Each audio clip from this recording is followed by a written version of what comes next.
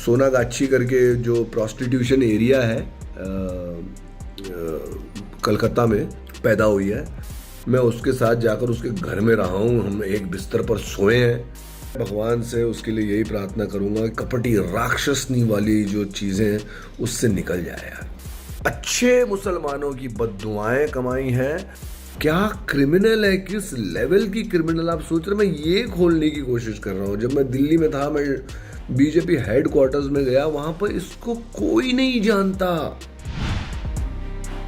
दोस्तों, नाजिया इलाही और पुनीत वशिष्ठ का जो मामला है वो थमने का नाम ही नहीं ले रहा है। मतलब अब इस हद तक मामला पहुंच चुका है कि बर्थडे वाले दिन, यानी कि नाजिया इलाही का जब बर्थडे था, तो पुनीत वशिष्ठ ने कैसी ख्वाहिश जाहिर की, मतलब कैसी दुआ मांगी है, वो भी आपको बताएंगे दोस्तों। वहीं ये जो मामला है दोस्तों, पहले सगाई टूटी और उसके बाद दोनों एक दूसरे से बचने लगे और फिर उसके बाद एक दूसरे पे आरोप लगाने लगे और अब बात फैमिली तक पहुंच चुकी है। यहां तक कि गिफ्ट तक की बात होने लगी है दोस्तों कि मैंने इतने का गिफ्ट दिया, ये दिया, वो दिया, वापस नहीं कर रहे। मतलब ये सारी चीजें चल रही है दोस्तों। और इसी बीच पुनीत वशिष्ठ लगातार आरोप पर आरोप लगाए जा रहे हैं नाजिया इलाही के ऊपर। पहले आप पुनीत वशिष्ठ को सुनिए, उन्होंने क्या कुछ कहा। बीजेपी की लीडर, वकील, जो कुछ सच नहीं है, विडो, वो भी सच नहीं है,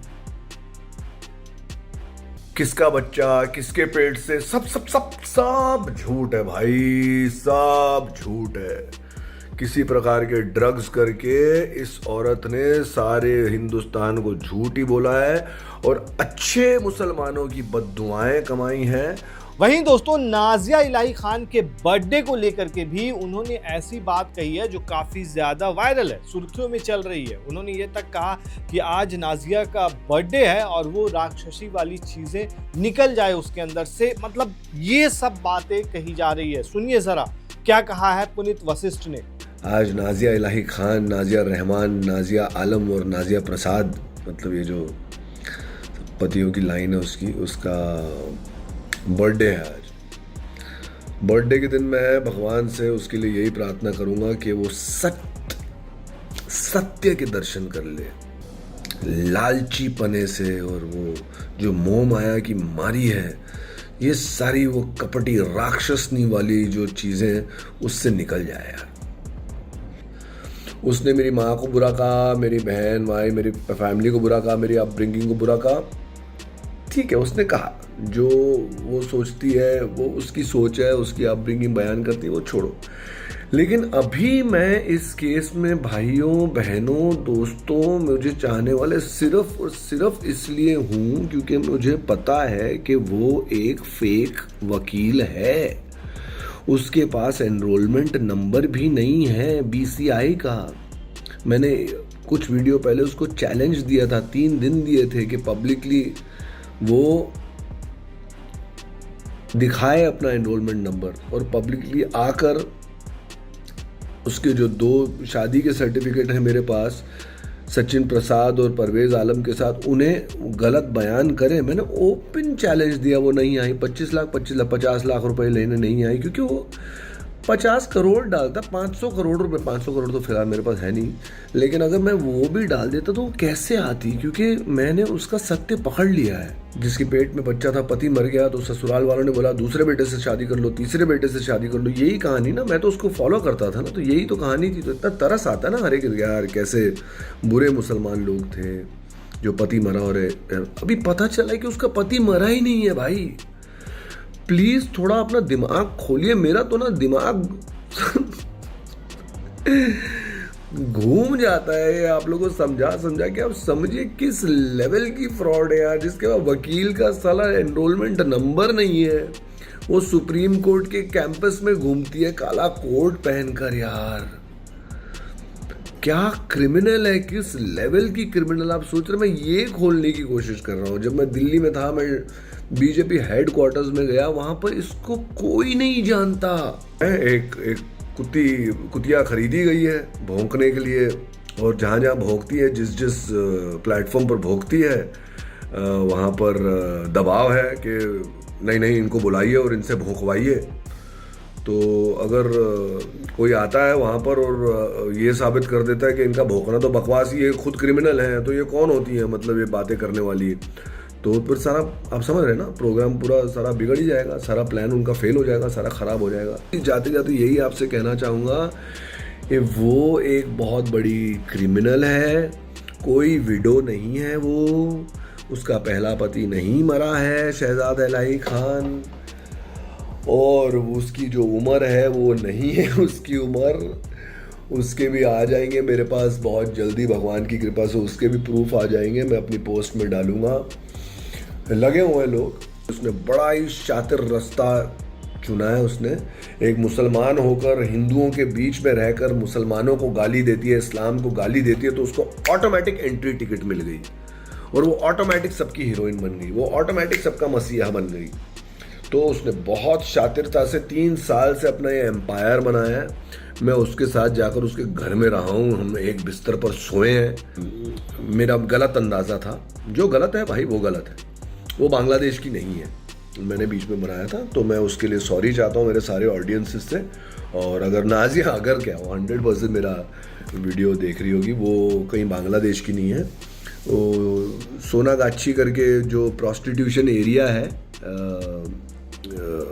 कलकत्ता में, फेमस है, बहुत नाम सुना है, हम जानते हैं कि बॉम्बे में ग्रांट रोड है, दिल्ली में जीबी रोड है और कोलकाता में सोनागाछी के पास वाले एरिया में वो पैदा हुई है आज से नियरली 60 साल पहले। और उसके डैडी जो हैं वो पंखा वंखा रिपेयर इलेक्ट्रिशियन थे। बहुत गरीबी में पली बड़ी है ये, और बहुत इसके गोरख धंधे चलते रहे हैं बचपन से ही। ये बहुत ही गलत जगह चली गई, फिर पॉलिटिशियन के साथ मिक्सअप होने लगी। दोस्तों वहीं इससे पहले नाजिया इलाही ने भी काफ़ी सारे आरोप लगाए पुनीत वशिष्ठ के ऊपर कि जिस तरीके से काफ़ी सारे वीडियोस उनके भी वायरल हैं, पॉडकास्ट खास करके, कि उन्होंने बताया कि किस तरीके से पुनीत वशिष्ठ को उन्होंने गिफ्ट दिया या होटल में जाते थे तो पेमेंट कौन करता था, ये सारी चीज़ें कई वीडियो में सामने आई है दोस्तों। वहीं आपको बता दें कि इन दोनों के बीच जो है दोस्तों काफ़ी ज़्यादा लव था और ये मामला काफ़ी ज़्यादा बढ़ चुका था, यहाँ तक कि ये लोग सगाई की शॉपिंग भी कर चुके थे। लेकिन उसके बाद दोनों के बीच में खटास आया। सबसे पहले नाजिया इलाही ने सोशल मीडिया मंच पर आ करके ऐसी बात कही कि लोग सकते में रह गए कि जो कपल सगाई करने वाले हैं, सगाई की शॉपिंग कर रहे हैं, और उसके बाद अचानक सोशल मीडिया पर नाजिया इलाही सामने आती हैं और क्या कुछ कहती हैं कि वो नहीं कर पाएंगी शादी क्योंकि पुनीत वशिष्ठ पहले से ही 2 शादी कर चुका है। मतलब जो भी आरोप लगाया, सुनिए जरा नाजिया इलाही ने क्या कहा था। जो लोग मुझे शादी की बधाइयां दे रहे हैं, मैं उनकी आभारी हूँ, पर यह शादी पॉसिबल नहीं है अब, क्योंकि बहुत सी चीजें, एक्टर है पुनीत वशिष्ठ, बहुत अच्छी एक्टिंग किया है पूरे परिवार ने मिलकर के। पुनीत वशिष्ठ का अब तक डिवोर्स ऑस्ट्रेलियन बीवी के साथ नहीं हुआ है। कानूनी तरीके से उनके पासपोर्ट पर भी उनकी बीवी क्लोई है, जो अभी गोवा में रहती है, और काफी सारे प्रूफ पुनीत वशिष्ठ के अग्रेशन के, बदतमीजी के, पैसा लूटने के, क्लोई के माध्यम से भी मुझे मिले हैं। अब एक शादी तो डिवोर्स हुआ नहीं है कानूनी, भारत के कानूनी तरीके से। दूसरी शादी उन्होंने उमरगांव में एक बंगाली महिला, अघोरी जो तंत्र मंत्र करती है, चांद नाम की महिला से करके रखा हुआ था उमरगांव में, जहां पर वो शूटिंग करने के लिए रहते हैं, और प्रोडक्शन हाउस ने उनको वो जगह और फ्लैट दे करके रखा है। उसी बंगाली महिला के साथ, बीवी के साथ वो महाकुंभ में मोक्ष की प्राप्ति के लिए भी गए थे। उन्होंने वहां पर उसको गले लगा करके डुबकी भी लगाई थी, जिसके पूरे प्रूफ और सीसीटीवी फुटेज मेरे पास आए हैं। यही बंगालन बीवी पुनीत वशिष्ठ की इनके इलाज में खड़ी थी इनके साथ, इनकी माँ की सेवा की थी बहू बन करके, और जब मेरे ऊपर डोरे डालने थे तो इन्होंने उसके साथ लड़ाई झगड़ा करके उसको निकाल दिया। मैं आभारी हूँ क्लोई की भी और चांद की भी कि इन दोनों ने मुझे सारे प्रूफ मेरे सामने रखे हैं। किसके का कितना खर्च हुआ है वो भी डिटेल सामने में आया है। तो ये शादी पुनीत वशिष्ठ के साथ मेरी ना ही भारत के कानून के तरीके से हो सकती है और ना ही सनातन धर्म के अनुसार हो सकती है, क्योंकि भारत के कानून के हिसाब से पुनीत वशिष्ठ क्लोई के हस्बैंड है और सनातन धर्म के हिसाब से उन्होंने चांद के मांग में सिंदूर भरा हुआ है। फिलहाल दोस्तों ये मामला काफी ज्यादा सुर्खियों में बना हुआ है। दोनों के बीच काफी ज्यादा आरोप प्रत्यारोप का दौर चल रहा है और इस चीज में अब देखने वाली बात यह है कि क्या क्या खुलासा होता है। इतने सारे आरोप पुनीत वशिष्ठ लगा रहे हैं और वहीं दूसरी तरफ नाजिया इलाही भी उन पर आरोप लगा रही हैं। आप क्या कहते हैं दोस्तों इस पूरे मामले पर? हमें कमेंट में जरूर बताएं। शुक्रिया।